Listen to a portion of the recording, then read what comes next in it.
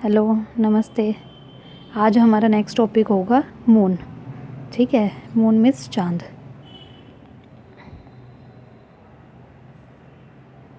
Moon, पृथ्वी के पास केवल एक ही उपग्रह है, उसका नाम है चंद्रमा। ठीक है, पृथ्वी के पास एक ही उपग्रह होता है, उसका नाम क्या है? चंद्रमा। ठीक, इसका व्यास हमारे पृथ्वी के व्यास के मुकाबले 1/4 भाग है। जैसे मैं बताना चाहूँगी, जैसे व्यास का क्या मतलब होगा। जैसे मान लो व्यास इतना है, ठीक है, वो केक मान लो कि व्यास, ठीक है, पृथ्वी का व्यास इतना है तो इसका 1/4 निकालेंगे ना। सॉरी, सर्कल हीरा, ये मान लो पूरा व्यास है। ठीक, व्यास का 1/4 निकालना है ना, तो 1/4। तो हमारे पृथ्वी का केवल इतना भाग ही हमारा मून है। ठीक है, और मून ही हमारा एक लौता उपग्रह होता है, और वो ही हमारे बहुत पास है, सबसे पास में। ठीक है, चंद्रमा हमें पास में इसलिए दिखाई देता है क्योंकि यह अन्य खगोलीय पिंडों के मुकाबले बहुत पास होता है। इसे जीवाश्म ग्रह भी कहते हैं। ये एक जीवाश्म ग्रह भी है। जीवाश्म वो होता है जो लाखों करोड़ों साल पहले कुछ भी चीज़ होती है, कुछ मान लो एनिमल हो गया या पहाड़ पर्वत पेड़ पौधे, कोई भी चीज़ होती है वो लाखों करोड़ों साल पहले ज़मीन में जो दबी हुई होती है, सड़गल जाती है, तो वो जीवाश्म बन जाती है। जैसे हमारा पेट्रोलियम हो गया, पेट्रोलियम डीजल वगैरह, ये सब जीवाश्म चीज़ें ही हैं जो निकल रही हैं। तो ऐसे ही ये भी जो हमारा मून है, ये भी एक जीवाश्म है। मतलब ये लाखों करोड़ों साल पुराना है। एक तरह से ये कोई उल्का पिंड या कुछ चीज़ होगी उस समय, जिसे ये दबी हुई होगी फिर, या उसमें स्पेस में, तो धीरे धीरे ये इसका बारे में पता चला। तो और ये एक इसलिए ये जीवाश्म ग्रह है। ठीक है, इसकी दूरी पृथ्वी से कितनी है? इसकी पृथ्वी से दूरी 3,84,000 किलोमीटर है। मतलब कि जो दूरी है, डिस्टेंस है वो 3,84,000 पर किलोमीटर है। ठीक है, इसके अध्ययन को क्या कहा जाता है? सिलोनोलॉजी कहा जाता है। ठीक है, इसका व्यास कितना है? व्यास होगा, जैसे सर्कल है, ये पूरा चीज़ होती है, ये व्यास होती है। जो हाफ होती है वो त्रिज्या होती है। तो इसका पूरा व्यास कितना है? 3,478 किलोमीटर। ठीक है, दिन का तापमान कितना होता है? दिन का तापमान होता है 100 डिग्री सेल्सियस। रात का टेम्परेचर बहुत ज़्यादा डाउन हो जाता है, -180 डिग्री सेल्सियस। ठीक है, और 100 डिग्री सेल्सियस है वो बॉइलिंग पॉइंट होता है। ठीक है, बॉइलिंग पॉइंट होता है। और पृथ्वी का प्रकाश पृथ्वी पर कब तक पहुंचा है? 1.3 सेकंड में पहुंचता है। ठीक है, और इसमें एग्ज़ाम में कई बार 1.4 या 5 भी आ जाता है। तो अगर एक्चुअल में वैसे एक्चुअल तो 1.3 है, लेकिन अगर 1.4 या 5 आता है तो उसे भी माना जाएगा आंसर। वैज्ञानिक जो सबसे पहले चांद पर सबसे पहले कौन पहुँचे थे? नील आर्मस्ट्रॉन्ग पहुँचे थे, और एडविन ऑस्ट्रियन, ये दोनों ही पहुँचे थे 21 जुलाई 1969 को। ठीक है, रासायनिक संगठन मतलब कौन सा रसायन पाया जाता है वहाँ मून की सतह पर? मून की सतह पर सिलिकॉन, लोहा,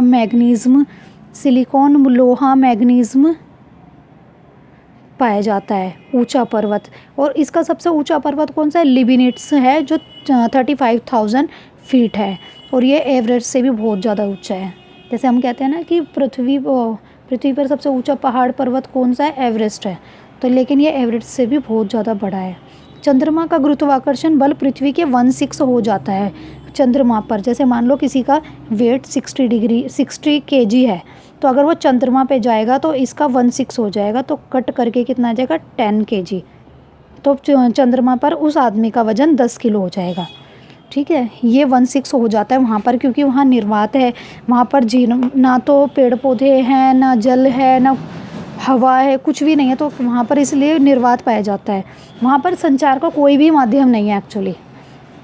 चंद्रमा की परिस्थितियाँ जीवन के अनुकूल नहीं है। यहाँ ना तो पानी है, ना ही हवा है। इसकी तो सतह पर पर्वत, पहाड़, गड्ढे हैं।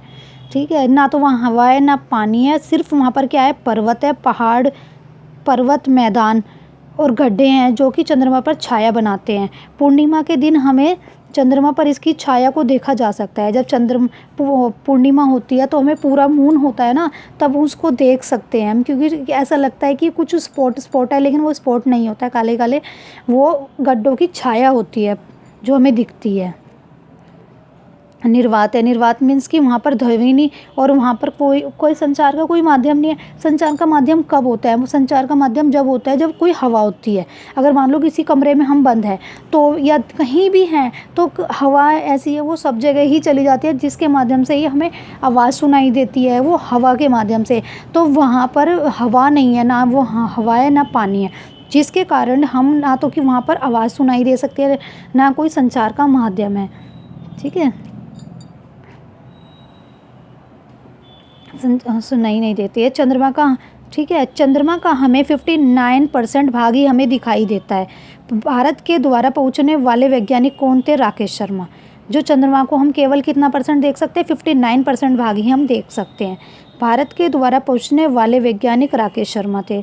ठीक है, और एक ये सबसे इम्पोर्टेंट है, सी ऑफ ट्रैंक्विलिटी, ये होता है शांति का सागर। चंद्रमा का वह भाग जो हमें पृथ्वी से दिखाई नहीं देता, जो पृथ्वी चंद्रमा का वह भाग जो पृथ्वी से दिखाई नहीं देता। जैसे मान लो ये चंद्रमा है, चंद्रमा का 59% दिखता है। एक तो 50 हो गया, थोड़ा सा और फालतू हो जाएगा यहाँ से, तो 59% दिखाई देता है। और जो इसके बाकी जो बचा है 41% पार्ट होता है, ठीक है, वो हमें दिखाई नहीं देता, तो उसको क्या कहा जाता है? शांति का सागर। ठीक है, चंद्रमा पृथ्वी का एक चक्कर लगभग 27 दिन में पूरा करता है।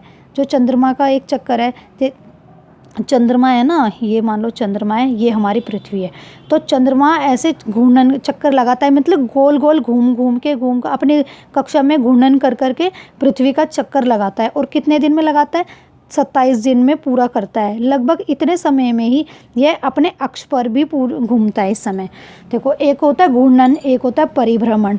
ठीक है, जो अपने अक्ष पे घूमते हैं वो होता है घूर्णन, जो दूसरे की ऑब्जेक्ट पे के चारों ओर घूमता है उसे कहते हैं परिभ्रमण। ठीक है, घूर्णन और परिभ्रमण कहते हैं। तो जैसे चंद्रमा है, चंद्रमा घूर्णन करते करते करते पृथ्वी का परिभ्रमण की पूरा उसमें चक्कर लगाता है, और घूर्णन की वजह से ही दिन रात हमें पता चलते हैं।